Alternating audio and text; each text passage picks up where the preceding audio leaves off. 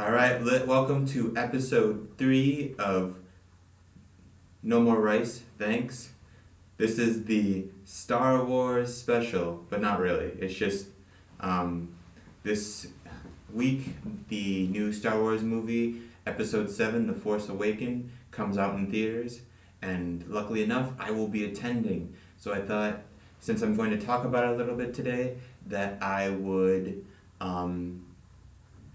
my costume that I'm going to be wearing to the premiere. So a little bit about the costume. I got it from a Chinese seller. It was not actually that expensive.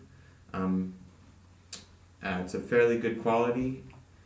The robe's a little bit thin, but it was cheap, and it's not a bad robe. It's just a little bit thinner. If you want to go movie accurate, then you probably want something with a little bit more heft to it, because in the movies the robe that they wear, the outer robe, is a little bit more hefty, a little bit thicker material.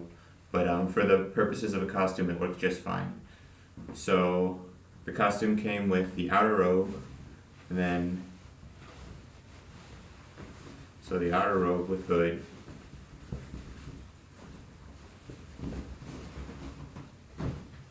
and then inner tunic with I guess you would call this an obi, which is a Japanese word for like a wrapping that goes around your stomach. And then it came with a belt that comes with a small pocket that, in all honesty, I can't really put anything in because it's too small. So no phone. If we was like maybe 2005, I could put my phone in there, big enough for my, the old brick phones, but not big enough for, a smartphone or anything like that. But maybe like possibly a wallet, or at least some cash. So there's that, the belt, and then I just, to get a little bit closer to the real thing, I got some boots, just to kind of add to it, make it as realistic as possible. And then just because I'm the costume actually came with a pair of pants, but I just thought that because the color of the pants is very close to the color of the boots, that they kind of just mesh into one big leg sort of deal. So I decided to just wear some khakis that I have, and they actually look fairly decent. I'll tilt the camera down for a second there. So, yeah, as you can see, it's just my khakis, but they work for the purpose that I needed to. And then, what Jedi worth his salt wouldn't be seen without his lightsaber.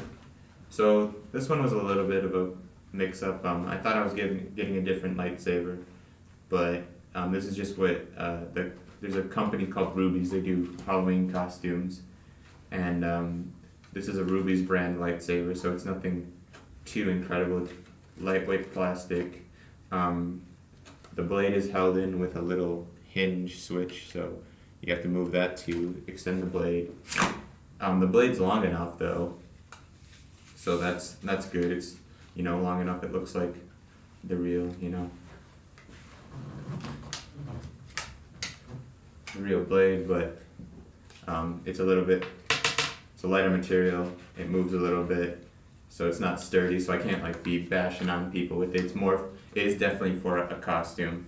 And then with the Rubies one, you can put, for this one in particular, you can put batteries in, and it lights up. I don't know how bright it is. I haven't tested it out yet, but I'm gonna assume, since it only takes 2 AAAs, that it's not gonna be too bright. And then you gotta, to put it back in. And this doesn't come with a clip that I can put on my belt. So what I had to do is take some duct tape and just make a little thing. And luckily on the belt there's little snaps that come off. So I just take that snap and hoop it through there. And I have a lightsaber at my side. So that's the Star Wars costume. And like I said before in my last episode, the reason that I bought a Star Wars costume is because we're going to go down to Hong Kong for the premiere of Star Wars The Force Awakens in China, it doesn't come out until around January 8th, which technically we can still go see it, and we probably will end up going to see it again in theaters when it comes out here. But we just thought since, you know, it's in Hong Kong. Hong Kong is not too far away. You can get fairly decent price tickets to get to Hong Kong. So we decided that it would just be a good idea to, you know, go as a group and just go down there and hang out with each other and go see the premiere of the movie, and then we'll just do some other stuff as well. Let's see here. So yeah, so we will be going to the premiere, which is we'll be arriving on the 17th at midnight around. But so we decided to just go see the 11:30 a.m. showing on the 18th. So technically, we are seeing it on the same day that everyone else will be seeing it in America. So that's kind of exciting. So, you know, we already have our movie tickets bought, and we have the plane tickets, we have our hostel tickets, so everything's ready to go. We're just kind of bearing down. We got a couple more days of school here, and then Thursday we'll be heading out at around 1 or noon. We'll be leaving here and getting on a bus and heading to the Beijing airport, and we'll be flying off. So, really excited about that. So I had to wear my costume just to, you know, talk about it a little bit and show it off, because I really do like it a lot. So, yeah, as you can see here, I had to take in the leather belt, because it's a little bit too big for me. So it kind of hangs over here a little bit. But, you know.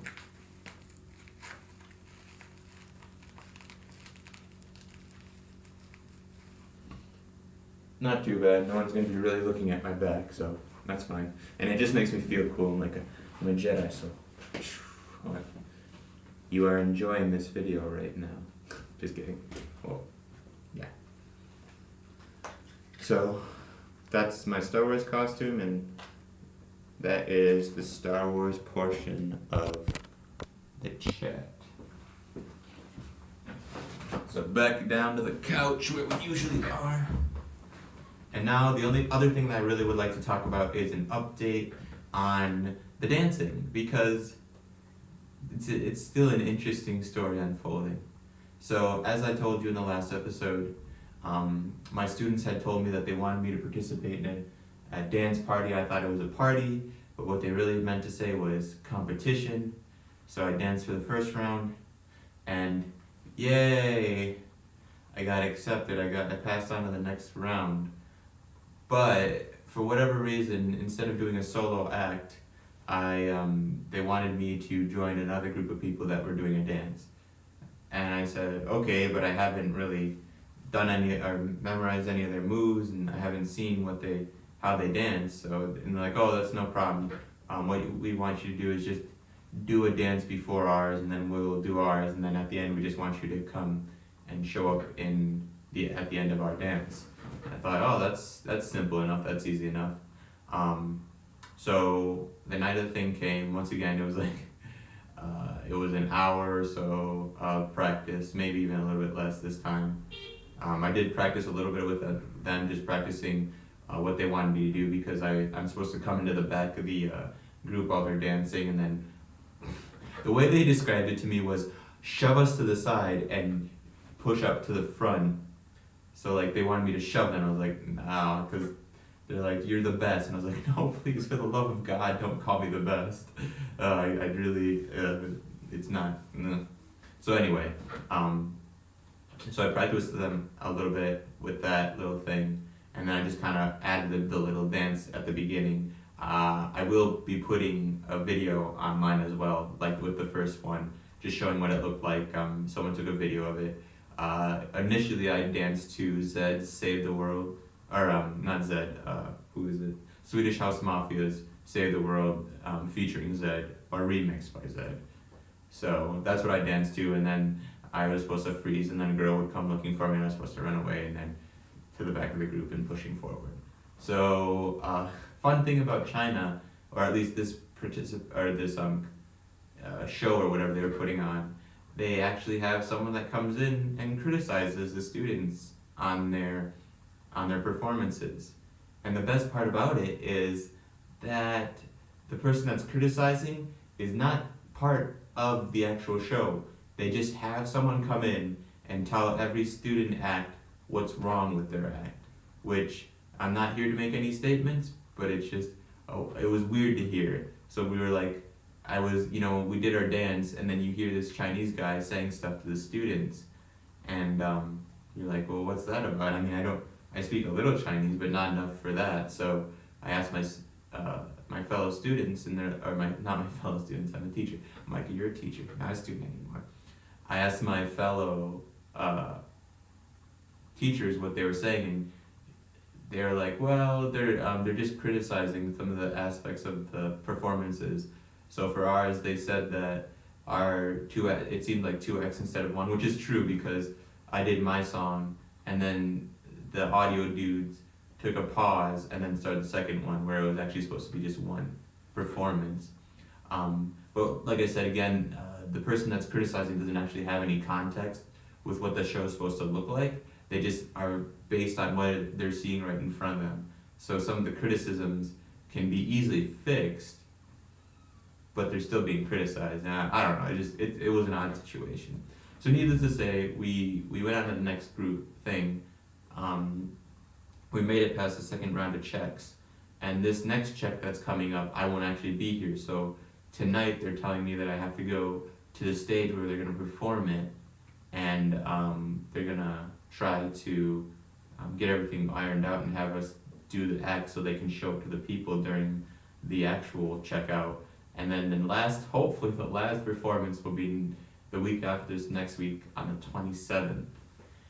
And hopefully that will be it, and I'll be done with this, and it'll look good, and I'll post all the videos of my performances, and yeah, it's just been an interesting ride, and the kids are really nice. The students that I'm working with, they're being very what's the word I'm looking for? Patient with me, because some of the moves are a little bit I get the moves down, but it's fast, so it's hard to keep up. So they kind of they're being understanding.